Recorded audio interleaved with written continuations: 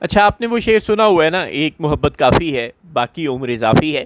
بین ہی ایک دشمن کافی ہے باقی دشمن اضافی ہیں. پاکستان چھوٹا ملک ہے، کوئی بہت بڑا ملک نہیں ہے، ہم کوئی امریکہ روس نہیں ہے. ایک دشمن انڈیا ہمارا ہے، اس کا ہی سائز ہمارے سائز سے بہت بڑا ہے. بس اتنا کافی ہے، اس سے زیادہ دشمن ہم نے نہیں پالنے. اور اب خطے میں ایک ایسا ملک اسرائیل نام کا بھی بدقسمتی سے موجود ہے، جس نے یہ قسم کھا رکھی ہے کہ دنیا کے ہر مسلمان ملک کو اس نے اپنا دشمن سمجھنا ہے، اور کسی سے اس کا تعلق ہو نہ ہو اس نے اس سے لڑنا ہی لڑنا ہے. لہٰذا ہمیں بہت زیادہ محتاط ہونے کی ضرورت ہے. انڈیا اور امریکہ اور اسرائیل کا نیکسس کوئی ڈھکا چھپا نہیں ہے. اور یہ جو بات ہم نہیں سمجھ پا رہے کہ اسرائیل کے دنیا میں دو ہی قریب ترین الائز آف دی الائز ہیں، ایک کا نام امریکہ ہے، دوسرے کا نام انڈیا ہے.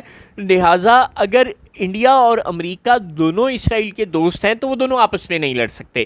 اب آپ کو یہ بات عجیب لگ رہی ہے تو لگتی رہے، لیکن اگر کوئی بھی یہ سوچ رہا ہے پاکستان میں کہ یہ جو اس امریکہ اور انڈیا کے مابین کوئی تھوڑی سی چپکلش ہو گئی ٹیرف کے معاملے پر تو یہ ان کو اسٹریٹجک پارٹنر بھی نہیں رکھے گی، تو یہ بالکل ابسرڈ بات ہے. ایسا کچھ نہیں ہونے والا. انڈیا اور امریکہ اور اسرائیل یہ تینوں ممالک ایک دوسرے کے بہت قریبی دوست تھے، ہیں اور رہیں گے. ان کے مفادات مشترک ہیں، تھے اور رہیں گے. ان کی پرائیورٹیز مشترک ہیں، لہٰذا یہ ایک دوسرے سے چاہیں بھی تو جدا نہیں ہو سکتے. ٹرمپ کا ایک عجیب قسم کا دماغ ہے، جو سودا ان کے ذہن میں سما جاتا ہے وہ سما جاتا ہے. لیکن بہرحال وہ بھی بچے نہیں ہیں. انہوں نے بھی پھر اپنے ایک دوست کو، اپنے ساتھی کو انڈیا کیوں بھیجا سفیر بنا کر، اور وہ اب پھر مودی کو اپنا دوست کیوں کہہ رہے ہیں. تو یہ باتیں ایسے ہی ہیں، یہ بس اوپر اوپر سے دکھاوا ہے. یہ ٹیرف والا مسئلہ ہو گیا، خیر ہے، یہ ایک ایشو ہے، لیکن اس ایک ایشو کو بنیاد بنا کر انڈیا اور امریکہ اپنی دوستی ختم کرنے والے نہیں ہیں. اس نیکسس کے درمیان اگر ہم افغانستان سے دشمنی پالیں گے، اور جس طرح اشرف غنی دور میں انڈیا اور افغانستان ایک دوسرے کے بہت قریب آ گئے تھے، بین ہی اب طالبان دور میں بھی انڈیا اور امریکہ ایک دوسرے کے قریب آنا تو شروع ہو چکے ہیں. اگر یہ قربت بڑھتی چلی گئی اور افغانستان نے انڈیا کے ساتھ مل کر پاکستان کے خلاف شرارتوں میں اضافہ کر دیا تو ہمارے لیے مشکلات بڑھ جائیں گی.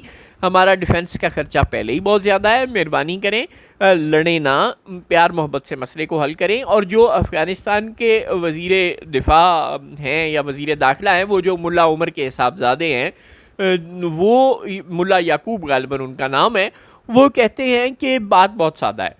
ہم طالبان کو سپورٹ نہیں کرتے. ویسے کرتے وہ ہیں، ٹی ٹی پی کو وہ سپورٹ کرتے ہیں، لیکن وہ کہتے ہیں کہ ہم نہیں کرتے.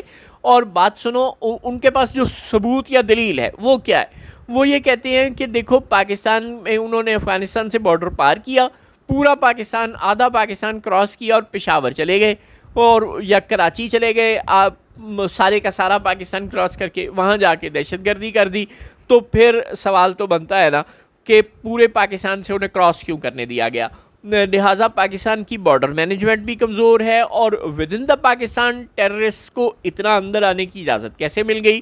جو طالبان افغانستان سے پاکستان عمران خان اور جنرل باجوہ کے دور میں آ گئے تھے، ان کا تو آپ الزام جنرل باجوہ اور پر تو نہیں لگاتے، عمران خان پر آپ لگاتے، آپ کی زبان تھکتی نہیں، صبح دوپہر شام آپ الزام لگاتے ہیں. لیکن جو طالبان اس وقت پاکستان میں آ رہے ہیں ان کو کنٹرول کریں، پاکستان کی بارڈر مینجمنٹ کو ٹھیک کریں. آپ کی مہربانی.